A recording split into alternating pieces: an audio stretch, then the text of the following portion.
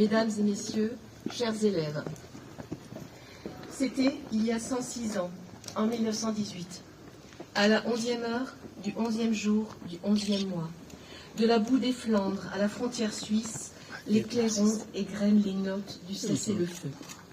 Aux fiertés de la victoire se mêle le cortège d'ombre des péris en terre, accompagnés de ceux qui les pleurent. Ce sont ces sacrifices que nous commémorons aujourd'hui, auxquels sont agrégés depuis 2012 celui de tous les morts pour la France. Honorer leur mémoire, c'est écouter ce qu'ils nous disent aujourd'hui. Ils nous laissent un devoir de gratitude, un devoir de lucidité et un devoir d'espérance. Le devoir de gratitude, c'est tout simplement se souvenir du sacrifice de ces hommes, habités des promesses de la vie, qui ont consenti à tout donner pour que la France demeure. Rappelons-nous aussi que la victoire de 1918 n'eût pas été possible sans la contribution courageuse de soldats venus d'autres horizons, ceux de nos alliés, du Maghreb, d'Indochine et des colonies britanniques. Ensemble, ces soldats ont montré que la solidarité humaine transcende les frontières et les origines. Parmi eux, des milliers d'hommes issus des terres marocaines ont quitté leur foyer, leur famille, pour traverser des milliers de kilomètres et combattre sur des terres lointaines, souvent au prix de leur vie. Ils ont défendu une cause qui allait bien au-delà de leurs frontières, celle de la liberté, de la justice et de la paix. Le devoir de lucidité, c'est de ne pas oublier que 21 ans après que les canons se fussent tus, il a fallu reprendre les armes en 1939. La conjonction de la lâcheté et de l'aveuglement ont transformé la der des der en armistice de 20 ans, pour reprendre les mots du maréchal Foch.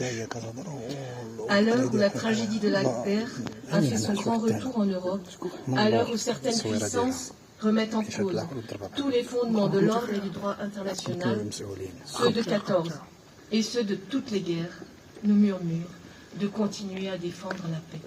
Génération, les soldats de France et d'ailleurs demeurent animés de la même volonté de défendre l'honneur et la patrie, qui ont débarqué en Provence, de ceux de la 2e division blindée du général Leclerc, qui depuis le désert à Koufra sont remontés jusqu'à Strasbourg pour la libérer et accueillir leur serment. Souvenons-nous des 40 000 soldats marocains, tirailleurs et spahis, engagés au cours de la Première Guerre mondiale et des 90 000 lors de la Seconde. Tant de vaillance et de courage pour ces combattants venus de loin pour libérer la France, sur le chemin des Dames ou combattre à Monte Cassino. Nous leur témoignons en ce jour encore notre reconnaissance pour leur engagement et pour leur sacrifice. Souvenons-nous du courage des parachutistes de Dien Bien Phu, de celui des soldats qui se battent en opération extérieure, et notamment ceux du Liban, qui y défendent la paix depuis 1978. Comment ne pas voir que ces combattants ressemblent comme des frères aux poilus de 1914.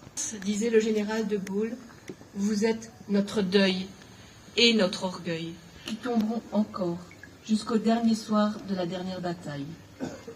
Mais vous êtes aussi notre lumière pour nous éclairer tout au long de la route. Vive la République, vive la France et vive l'amitié franco-marocaine. J'invite maintenant les élèves du lycée Paul Valéry à lire des textes commémorant les sacrifices des soldats durant la Première Guerre mondiale. Je vous en prie, jeunes gens.